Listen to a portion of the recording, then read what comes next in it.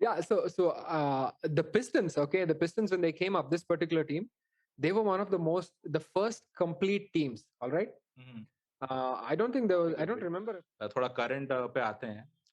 Not last week, 3 days back, Hall of Fame induction happened of 2021. I think the notable name were Ben Wallace, Paul Pierce, then this guy Chris Webber, and am I missing somebody? Tony Kukoc, and Bill Russell got once again Hall of Fame just for being coach. ये बंदा ये water boy के लिए भी इसको मिलेगा कुछ साल के बाद नहीं. No, he is being awarded for being alive. No. He is being... No, that guy वो finals MVP उसके नाम पे है, right? Bill Russell के नाम पे. Bill Russell finals MVP. So yeah, you can the first एक बंदे पे हम लोग one after the other आएंगे. सबसे पहले टोनी कुकोच पे आते हैं क्योंकि पिछले एपिसोड में हमने लास्ट डांस को बहुत डिस किया था. ठीक है. So let's start with Tony Kukoc. Tony Kukoc was the sixth man in 1996, if I'm not wrong. He was one of the very important part of the second three-peat of Jordan Bulls. But उसको Hall of Fame सिर्फ उसके लिए नहीं मिला है.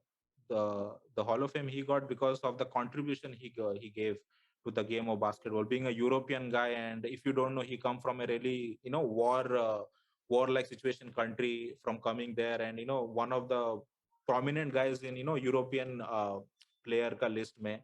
Because of player like him, we have today a player like Giannis and Luka. So yeah, I mean, obviously none of us saw him playing because he's so old, but if you can recollect whatever you know about him, so yeah, anybody get a first crack who can speak anything about him. So my first memory of Tony Kukoc is Jordan and Pippen fighting over trying to guard him in some exhibition game before. Not exhibition game. It is an Olympics game. Olympics. Oh, okay. I think it was the finals. 1992. I think it was it the finals? It was. He played in the finals also, and one time he played in the group also. Yeah. But basically, that tells us like how great he was, because both Michael Jordan and Scottie Pippen wanted a piece of him. Obviously, they were just too good. Like Tony Kukoc is not at that same level, but I think that represents about his strength, like how opponent sees him. He's a definite threat, and he cannot be taken lightly. That is for sure. So I have that one story which I can recollect about Tony Kukoc. Okay, I will add on to it. Tony Kukoc played against Bulls twice. एक जो वाला जो अमन ने कहा, where they completely obliterate him, it's like it was so horrible to see. And the second time he played against them in finals, he had some 30 points or something, 24 something, 30 points. So he came back. Yep. He came back and he showed them that he is a real deal. So that's what. Can we move to the, क्योंकि Tony कुकोच के बारे में हमने ज्यादा बहुत तक नहीं देखा है. So can we just move on to the other guy? I think he was just the best European player at that point of time. Yeah. Agreed. Yep. Okay. Okay. I'll put you this game I saw. Not saw, like पुराना देखा था मैंने. उसमें this was the time when Jordan was retired the first time. So I think for 1 or 2 years, Bulls were vulnerable. So वो time को एक कोई तो playoff में कोई एक match होता है where the final shot is supposed to be taken, and Phil Jackson chooses Tony Kukoc over Scottie Pippen. And Scottie Pippen is still mad to this day. वो last days में दिखा था. So it just, I think that was his meltdown. Yeah, that was his meltdown. That was his Kyrie Irving movement.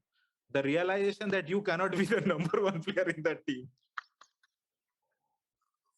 No, I mean, what happens is the coach's job, okay, at that moment of time, no matter how famous he is or what position he is in. I mean, his job is, to do the right thing. Doc Rivers, are you listening this? Doc Rivers, are you listening this? Okay, good. Man. So sorry but man, props to the coach, right? I mean, he didn't give in to the pressure. Like, you have these almost, these are Hall of Famers, or one of the 50 greatest that you have on your team. And you almost know it. You know it. You've been their coach for so many years, and you know it. They're able to take the shot, or they would really crave this kind of a shot. But you're like, no, man, I'm going to make the right basketball play, because to make the right play is more important than to give into these player tensions and things like that. So that's always there. The tension is there when you're not playing also. Oh, I'm better than this guy. Oh, I should do this move. You should listen to me. I got the right move. Things like that. So props to the coach. So yeah, I will move it to the next guy, Ben Wallace. I was waiting for at least 3 years to get him, inducted in the Hall of Fame. I'll just give you the credentials, and you can question why he was not inducted earlier.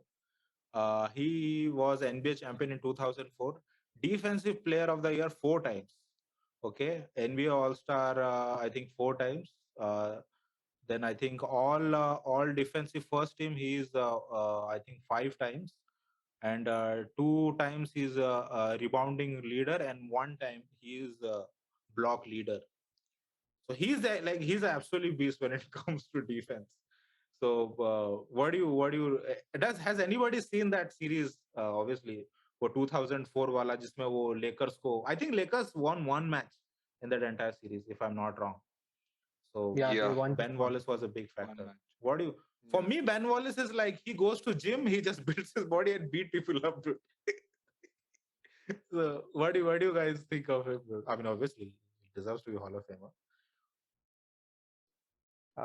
I'd like to say something. Yeah. I'm a Ben Wallace fan, like from the beginning. Okay, from when the Pistons came up, with Chauncey. And, You old man. Yeah. Yeah, I feel old talking about him, because that's why we bought you right for the Hall of Famer. This guy. None of us have seen them play. Yeah, and you know something. The Pistons. I kind of remember the old guy. Yeah. Okay. Continue, James. Yeah. So the Pistons. Okay, the Pistons, when they came up, this particular team, they were one of the first complete teams. All right? I don't think I don't remember a complete team before that, because again, you have Jordan and these people ruling one era, and then you have the previous one. You have Magic and Kareem, Bird, of course. So these are all the superstar-led teams. The Pistons, when they came up, you see no hole in their game. Okay, you see no hole like, okay, this one guy is too important than the other. You have the main five. Okay, you had both the Wallaces. You have Ben Wallace and Rasheed Wallace. Chauncey Billups, and then you have Hamilton and our. I think Aman heard walruses. No, not walruses. But both the Wallaces, like they had the same name and they played also quite similar. So. Quite similar, yeah. And then you had the shooter, one main guy shooter. Okay, that's Rip Hamilton. Who's arguably, I think he still holds some records for field goal percentages within 15 feet from the rim. I could be wrong, but this is to the best of my knowledge. And then you have Tayshaun Prince. I don't know what he was there for, but he was there. And then you have Chauncey Billups, and that's it. That's your complete team. And even when Kobe came, it was Kobe and Shaq, or only Kobe and a bunch of shooters. So this Detroit team was complete. And there was one guy who was that energizer, bunny. And that was Ben. Ben, like, he was somebody like KG, man. KG, Kevin Garnett also carried this kind of mentality. And their whole life, if you think about Kevin Garnett, if you think about Ben Wallace, and that's it. I don't get any more names, because their whole game is centered around, man, this is my mentality, my game is not about my skill. Okay. And I have something that none of you all have on the court, and that is my mentality. It's a bad boy piston kind of a mentality. Yeah, the bad boy piston.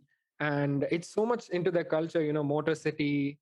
I mean, if you know the bad boy Pistons. Yeah. I think 2004 Pistons, they bought to the culture. They bought the revised version of the Isaiah Thomas bad boy Piston culture a little bit. I mean, if I'm not wrong. IT, man. I don't know, because I was not there when IT played, but he seems like such a nice guy. He's always smiling. He's having tears in his eyes and things like that.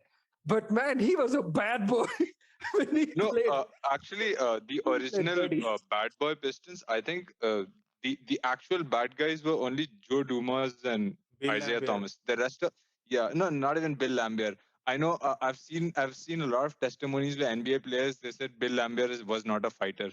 The actual fighters were the two guards. Okay, who everybody used to be scared of. Okay, even though both were like really small, even Joe Dumas, people think that he's 6'6" or something, but he was 6'2" and a half, 3. And Isaiah Thomas was, I think, below 6. They list him as 6, but I think he was below 6. Okay. So Yeah. they were the actual bad boys. Okay, coming to the third guy, Chris Webber. Now, if you see him as like just for the NBA career, then maybe you would question, okay, that why he's there or not. But Hall of Fame is about the entire body of work you put from the college and school and college and stuff like that. So he was one of the main part of Fab Five. Which college is it? I forgot. Sorry, I think like it what? was Duke. Duke, yes. I It was I Duke. all I remember is that blue monster thing. So it's like, so yeah, Duke, he was there, and did his, and then some infamous that timeout thing he did. So yeah, uska bhi thoda sa uska aaya hai. Then he came to the NBA, and what I want to talk about Chris Webber is the conference finals with the Lakers.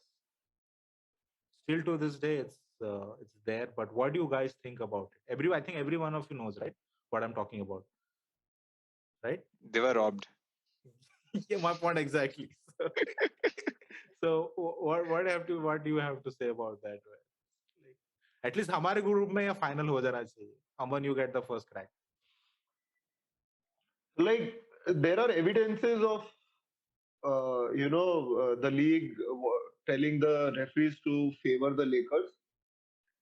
But I don't know how credible or how trustworthy are those sources. One of the referees, I think, wrote in his biography that the league told him to do so, but it could easily be just so that his book sells a lot more than it would anyway.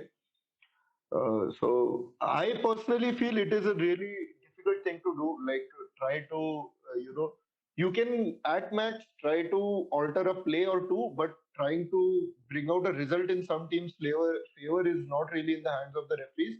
So that is that. But yeah, at the same time, the league still benefits if the Lakers make it to the finals, right? In that scenario, I think the opponent were the Nets back then. Okay. Uh, In 2001, the Nets made the finals, right? So instead of Nets and Kings, I think the league would benefit a lot more if the Lakers and the Nets play. Uh, so it could be that it was rigged. I'm not really sure. I don't have a black or a white answer. I have a very gray answer where I understand league had their reasons that yeah they might have done something, but at the end, even if the league did, it was not in the hand of the referees for one team to win. Because if you go back and see the it highlights, was right? game six. It was King game had six. It uh, was game six we're talking game about. 6 and game 7 both. Okay. Yeah. So game 7 there were fewer instances or fewer evidences of foul play. Game 6 there are a lot, but even in game 6 if you see the highlights, like if you go back and see the highlights, in a lot of places you can see that Kings make this shot and they win it. There's nothing the referees can do about it. Okay. So I feel at the end of the day it's all on the players. Okay. What Saad Bhaiya, you want to add something? Yeah, I think this was, I think, 2002, right? So probably I was. I mean, I saw those gay. I saw. I mean, 2000. I've not seen them like very recently. I saw them a couple of years back, and my thoughts are, uh, there was no blame. I don't think the league was onto it. I think the referees themselves were onto it because I mean, it's just like when you have the best players playing in a game or the best teams playing in the game, naturally they have some kind of protection. Okay, you just can't have the Suns winning the championship in the finals. Okay, so you've got to have the best players win the game. Okay, obviously I'm not talking about the Suns deserve to win this year. I'm just making a comparison. I think Lakers won it, but I don't think it was fair. Okay. James.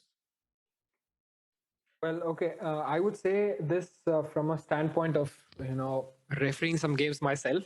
Okay, so If I say it that way, see, right here, we don't have in India or even in Bangalore, we don't have the technology or the prowess that is required, okay, for us to stop the stop the play and then look at the replays, go back into the different angles and everything, and then replay it in a slow mo and then make an informed decision. All right. So I mean, just back then, before the technology came into play, right? uh, it was difficult. It was difficult, and always, as a referee, you tend towards, what is the most probable answer for each call. What is the right assignment for each call. No, this call is this assigned this way, because 9 times out of 10, this is what happens. So you rely on your experience also as a referee who's refereeing for 20 years or 30 years, right? Yeah. I mean, final games are not given to rookie referees. Yeah, definitely. Yeah, that's my take on it. Even here when we referee things, so I rely on my experience as well. 9 times out of 10, this is a charge or a block. A charge, a block call is a tough one. It's All a right, tough one. 9 Yeah. times out of 10.